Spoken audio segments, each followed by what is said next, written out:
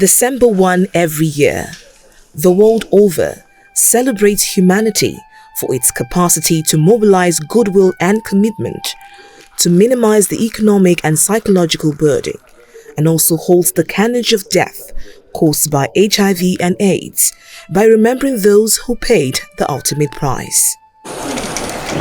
This year's commemoration of the World AIDS Day with the theme, Let Communities Lead, marks the pivotal impact of communities in shaping the HIV response and interventions to end the epidemic as a public health threat by the year 2030.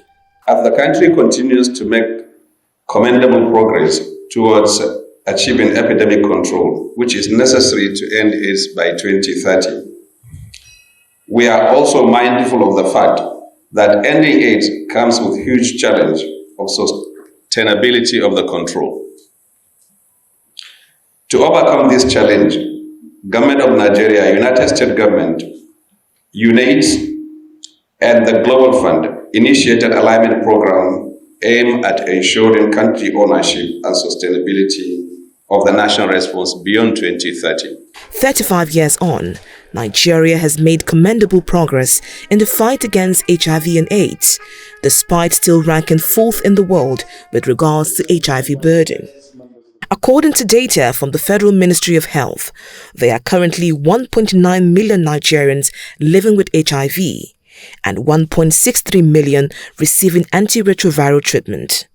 Statistics also show that 58% of the persons living with HIV are female, while 42% are male. Emmanuel Clifford has lived with HIV since 2008. He says there's still room to improve on the gains recorded, particularly in terms of drug availability. We ask continuously that government should still keep the drugs availability so that the common man who may not have what it takes to fend for himself or herself on the street purchasing the ARV drugs, which is very, very costly if you want to go privately. Instead of buying ARV drugs annually, we're looking forward towards manufacturing of these drugs locally. Even the strategy of the American government, they have agreed and is part of their plan to support countries to adopt this. One will think that 35 years down the line, issues of stigma and discrimination will be a thing of the past, but that's not the case. One would normally think that, okay, in a hospital where they do HIV interventions, they are used to seeing people living with HIV. By now, their perception should have changed, but it did not change. From that survey, it didn't change in many hospitals. Healthcare providers still stigmatize against persons living with HIV in different settings. So it's a global thing, it's a global issue. The churches are not left out. For churches, you're planning to get married. You have spent 3 months doing marital course. And towards the end, you do test HIV screening.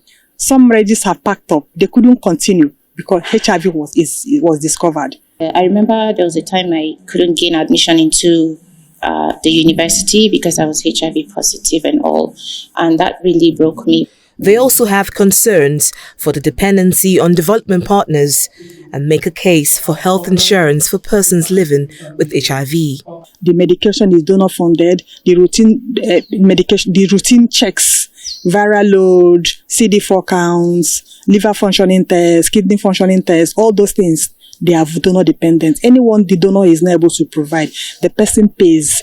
I see countries less than Nigeria that are not as developed as Nigeria that are doing free medical care for persons living, not just for persons living with HIV, for all their citizens. How are they able to achieve it? How are they able to get there?